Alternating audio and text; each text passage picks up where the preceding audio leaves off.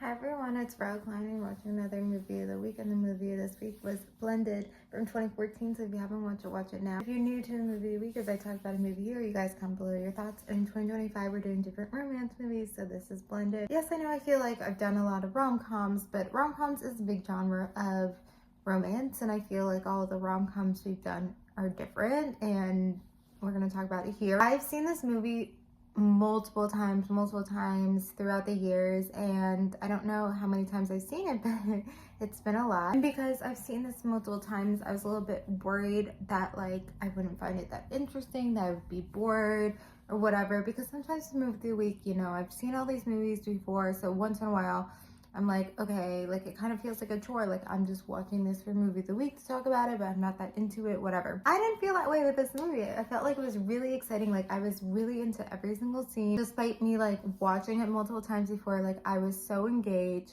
all this stuff, and I feel like that's a good testament to a good rom-com. You know, if it's a movie where it's not, you just watch once and you're like, that's a good movie, but if it's a movie you can watch multiple times and enjoy multiple times, then it's a good movie, I feel. So we're gonna do 50 First Dates. It's on the list somewhere this year, but obviously this is not the first Adam Sandler and Drew Barrymore rom-com, and they have such good chemistry.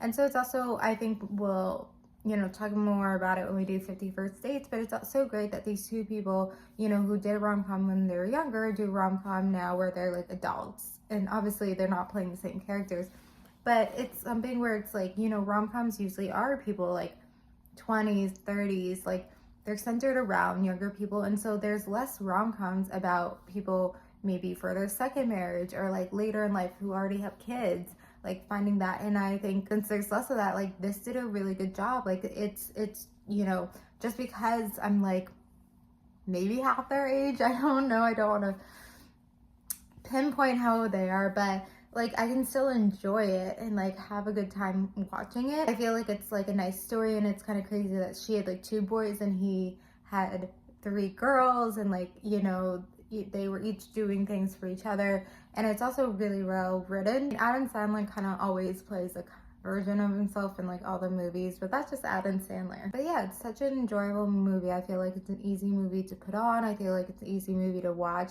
And again, like I'm gonna talk about how it's great when you can like watch a movie multiple times and still enjoy it and still feel like it's a good movie to watch and everything. And you can feel the love, you can feel the romance, and like it feels real, and it's, I don't know, I just feel like it's well written overall, and like even like every scene is pretty funny. I feel like the most iconic scenes in this is that scene that I guess they did twice, where it's like that music and like certain person looking at it, and I don't know exactly what that is, but you know, it's like the dinner scene where first it's what's her name? Oh my god, I'm blanking on her name. That actress that was in Shake It Up. Sorry, I'm so bad with names, but whatever. She's in this, and she does it first, and then Drew Barrymore does it second, and they have like the different sounds, and like I feel like that's so iconic, and it's so crazy that there hasn't really been that before in a movie, and this is 2014. I mean, maybe there has been, or a little bit version, or it wasn't a big commercial film, but it's such an iconic scene. So I don't really have much else to say. This is gonna be a really short video, but if you haven't seen it before, I'm glad you've seen this movie, because I feel like it's also something,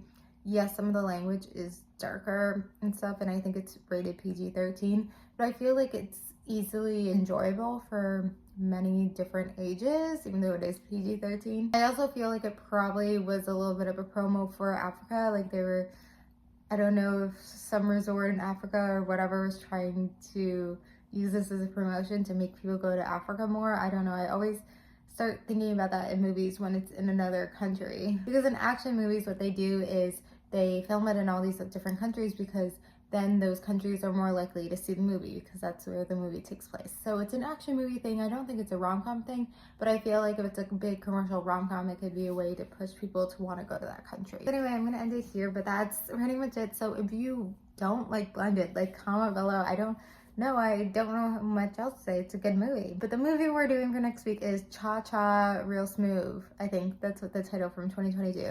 So comment below your thoughts about Blended and watch Cha Cha Real Smooth for next week. Thank you guys for watching. Like, comment, subscribe, and bye.